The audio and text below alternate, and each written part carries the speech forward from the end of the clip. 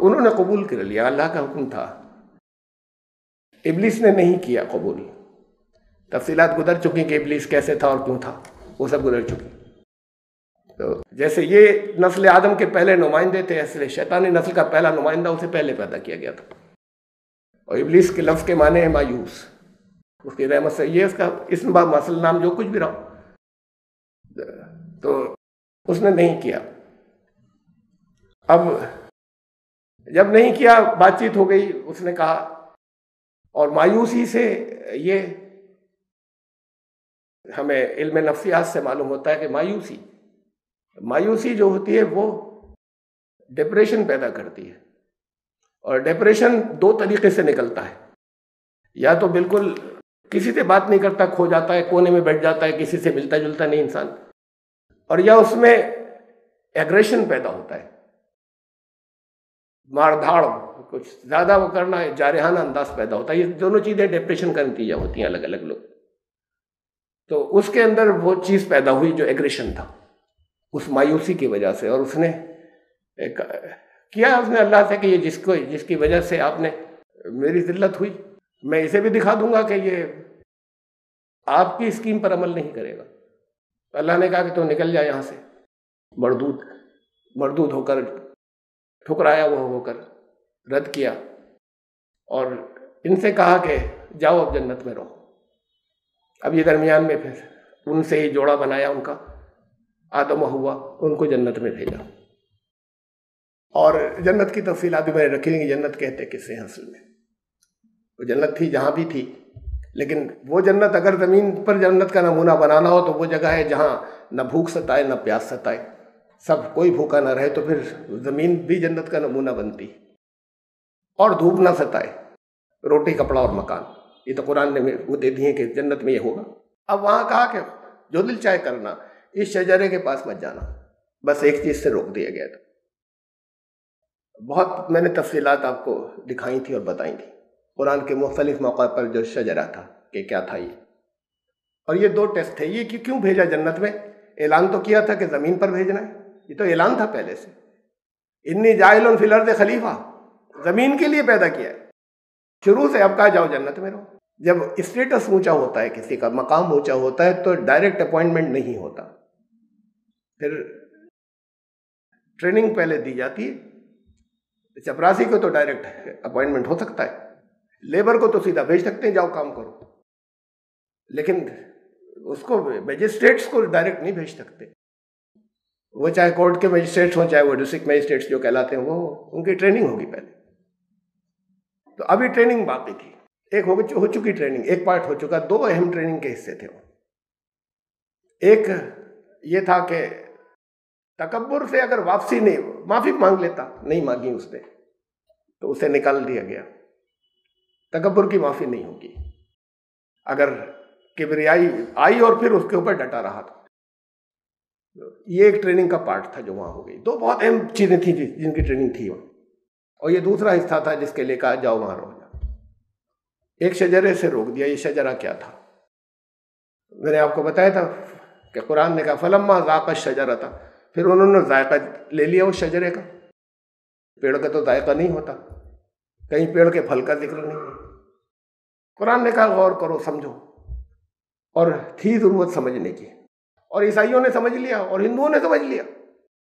وہ جگہ جگہ اپنے ٹریلر اور چیزوں کے اندر دکھاتے ہیں اور دیتے ہیں کیا ہے، اور مسلمانوں کو ان کے مفسرین نے جنہوں نے سمجھا اسے، انہوں نے اشارے میں دی چیزیں، ان اشاروں کو بھی نہیں سمجھے۔ تو بہرحال ہمیں اشاروں کی بھی ضرورت نہیں تھی، پورا قرآن ایسا ہے جہاں آپ کو غور و خوض کرنا ہے اور غور کرنا ہے، اور اس لیے سمجھنا ضروری کہ بہت اہم ٹریننگ تھی، وہ بے حد بے پناہ اہم ٹریننگ تھی۔ اس کی تفصیلات بھی گزری ساری کہ یہ شجرہ کیا تھا۔ انسان کا بھی شجرہ ہی کہلاتا ہے، جو شروع سے چلتا ہے، جب نسل چلتی ہے آگے تو وہ بھی شجرہ کہلاتا ہے، برانچز ہوتے چلے جا رہے ہیں۔ ابھی انسان کا بھی شجرہ چلنا تھا آگے، ان انسانوں کو بھی آگے دنیا میں جا کر چلنا تھا شجرہ۔ ان نے جس چیز سے روکا تھا اس کی میں نے ثبوت دیے، لیکن بہرحال اب دو آیتیں میں دو تین ریپیٹ کر رہا ہوں، پچھلے درس کی ہیں۔ سورہ اعراف میں یہی واقعہ آیا، وَوَسْوَسَ لَهُمَا الشَّيْطَانُ، اب شیطان جا نہیں سکتا تھا وہاں، جہاں سے اللہ نے نکال دیا وہاں داخل نہیں ہو سکتا تھا. یہ سانپ بن کر گھس گیا، یہ سب ان کی داستان ہے عیسائیوں کی. جو ڈاج دے کے گھس گیا وہ جنت کے داروغہ کو، سانپ چونکہ بنا ہوا تھا، جہاں سے نکال دیا تو اب باتیں کاہے سے کر رہا ہے. تو قرآن کے اندر یہ آپ کو جگہ جگہ آگے ملے گا. یہ بڑا لٹریری کلام ہے کہ جہاں زبان قال استعمال ہوئی اور زبان حال بھی استعمال ہوئی، سچویشن کو لینگویج دے دی گئی. شیطان وسوسے اس کو پاور دی، وسوسے کی پاور سے آتا ہے، آ کر باتیں نہیں کرتا کھڑا ہوگا، اسے ہی باتیں کرنا کہتے ہیں.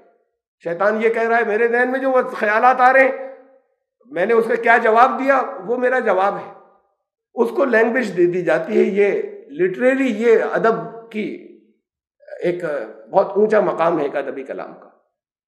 تو شیطان نے وسوسہ ڈالا، اندر نہیں جا سکتا تھا. وہاں جو گفتگو بھی ہے قسم کھائی، اور یہ گفتگو بھی ہے ان کے اپنے ذہن میں آ رہا ہے، شیطان کے وسوسوں کی وجہ سے آ رہا ہے، اس لیے کہ شیطان کہہ رہا ہے. آپ کو جو وسوسے آتے ہیں وہ شیطان کہہ رہا ہوتا ہے، اس کو دھتکارتے ہیں آپ، جو کچھ کہتے ہیں وہ بھی جواب ہوتا ہے، اور اس کی بات پر توجیہ کر لیتے ہیں وہ بھی جواب ہوتا ہے. شیطان وہ آپ کا جواب ہوتا ہے. اسے قرآن نے ایک سینیریو، ایک سین کے طور پر پیش کیا، مختلف جگہوں پہ مکالمہ، کنورسیشن. اس نے وہاں گھس نہیں سکتا تھا جہاں سے نکال دیا گیا. فوسوس لہما الشیطان، شیطان نے وسوسہ بھیجا تھا. لیبدی لہما ما اوری عنہما من سوآتہما. یہ وسوسہ کس کام کے لیے تھا؟ اس کے لیے تھا کہ ان کی شرمگاہیں کھل جائیں ایک دوسرے پر. یہ وسوسہ اس کام کے لیے تھا. تفصیلات بہت زیادہ گزری ہیں اور ثبوت بہت زیادہ گزرے اس سے پہلے، لیکن یہ بہت قرآن واضح کرتا جا رہا ہے، وہ بتاتا چلا جا رہا ہے کہ وہ جو وسوسہ بھیجا تھا کہ یہ شیطان، اس میں اور چیزیں بھی بتائیں جو ان کے ذہن میں آئی تھیں. کہ معلوم تھا، انہیں بھی معلوم تھا زمین پر جانا ہے، وہ تو سب کو معلوم تھا کہ زمین کے لیے پیدا کیا گیا، ابھی روکا ہوا ہے یہاں کسی وجہ سے. جانا تو زمین پر ہی ہے، اس جنت کو چھوڑ کر زمین پر جانا ہے. یہ سب یہیں رہتے ہیں، باقی کا مقام یہی ہے دوسروں کا. اس کی کنجی شاید اسی کے اندر ہوگی ہمیشہ رہنے کی، جس سے روکا ہے. تو بس اللہ کی بندگی ہمیشہ کریں گے، ہم تو بھلائی کے لیے کر رہے ہیں. یہ وسوسے ہیں سارے جو آ رہے ہیں، جس کو مکالموں کی شکل میں دیا ہے. اور پھر شیطان نے بھیجا، اور بھیجنے کا مقصد یہ تھا، اس سے پہلے انہیں ایک دوسروں کی عریانی کا احساس نہیں تھا، برہنگی کا احساس نہیں تھا، وہ اس زندگی کا تھا ہی نہیں احساس. اور پھر جو شیطان نے وسوسہ بھیجا، جو اس سے ہو گیا فوراً احساس. پہلے بھی کچھ نہیں تھے. پھر انہوں نے فوراً اپنے شرمگاہوں کو چھپایا ایک دوسرے سے. فلما ذاق الشجرۃ، جب ذائقہ لیا اس شجرے کا. تو شجرے کا یعنی پیڑ کا ذائقہ نہیں ہوتا، کسی پھل کی بات نہیں ہو رہی، پیڑ کے پھل کی. فلما ذاق الشجرۃ بدت لہما سوآتہما وطفقا یخصفان علیہما من ورق الجنہ. اب انہوں نے اپنی شرمگاہوں کو چھپانا شروع کیا. اس کے بعد جب وہ اس شجرے کا ذائقہ لے چکے، وہ تو شیطان کے دیر اثر جس سے روکا تھا انہوں نے کیا، اس کا ذائقہ لیا.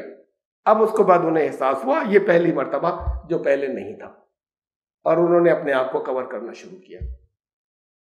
اس کے بعد دیکھیے، جیسے ہی سورہ اعراف کا بیان چل رہا ہے، یہ 22 نمبر کی آیت تھی. پھر آگے اور چیزیں، اللہ سے معافی مانگی، اللہ نے معاف کیا. اب جیسے یہ بیان ختم ہوا ہے سورہ اعراف میں، فوراً اگلا بیان کیا شروع ہوا. قرآن بے ترتیب کلام نہیں، ترتیب بڑی اہم ہے. اس کے فوراً بعد شروع کیا ہوا ہے. ہمارے یہاں تو یہ کہ ابھی کچھ کہہ رہے ہیں، ہم سمجھ عام طور سے جنرل یہ سمجھ، ابھی کچھ کہہ رہے ہیں پھر کچھ اور کہہ رہے ہیں. کچھ قرآن تو ایسا ہی کلام ہے سب، قرآن کو ایسے ہی سمجھیے. دنیا والوں کے کلام کا حسن یہ ہے کہ ان میں ترتیب ہو. کلام کا حسن یہ ہوتا ہے کہ اس میں ایک ترتیب ہونا چاہیے. اللہ کے کلام میں بے ترتیبی ہے.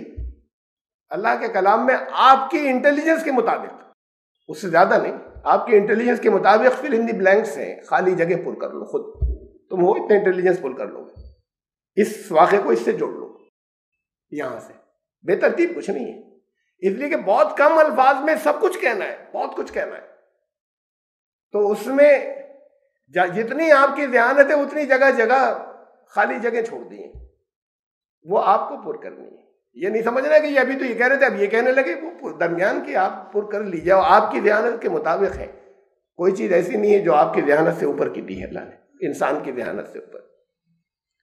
جب یہ بیان ختم ہوا جس جگہ یہ، اور پھر انہوں نے اس کے آگے ہے، پھر ان دونوں نے معافی مانگی. آدم و حوا نے، اور پھر اس کے فوراً بعد جو کلام شروع ہوا سورہ اعراف میں، یہ 26ویں آیت ہے، یا بنی آدم، اب سنو ان کی نسل والوں. اب ان دونوں کو بھیجا زمین پر، سزا میں نہیں بھیجا تھا، زمین کے لیے بنایا تھا، بھیج دیا.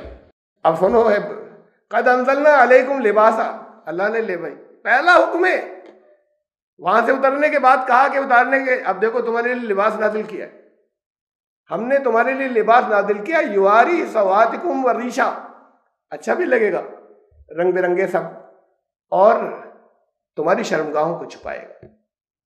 وَلِبَاسُ التَّقْوَىٰ ذَلِكَ خیر، یہ پہن کے بھی لوگ ننگے ہو جاتے ہیں، یہ تقویٰ والا لباس سب سے اچھا ہے، وہ خاص طور سے اس کے اوپر رکھنا، ورنہ یہ لباس بھی کچھ نہیں کرتے، یہ شرمگاہوں کو نہیں چھپاتے پھر اگر تقویٰ ساتھ میں نہیں ہو تو اس کا خیال رکھنا.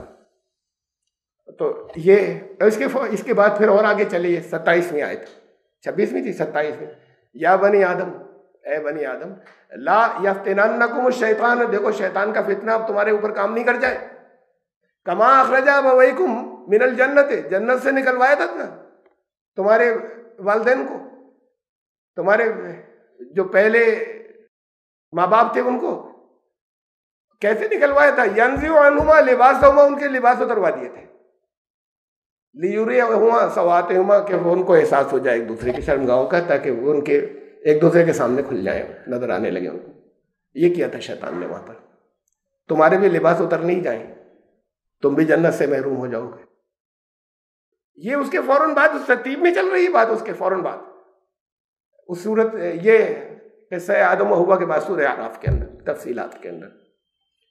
تو یہ دو تھیں، ٹریننگ کے دو پارٹ تھے جو وہاں پر ہو گئے پورے، دو پارٹ تھے ٹریننگ کے جو وہاں پورے ہو گئے. ان میں سے ایک تو یہ تھا کہ تکبر جو ہے وہ اس کی معافی نہیں ہوگی، اور دوسرا یہ تھا کہ شیطان سب سے زیادہ جو سلپ ہوگا انسان، ایسا نہیں کہ جو اس سے بڑا کوئی دوسرا جرم نہیں ہے، ہو سکتے ہیں بہت بڑے بڑے ہیں، لیکن سب سے زیادہ انسان سلپ ہوگا وہ جنسی کشش کے معاملے میں ہوگا سب سے زیادہ.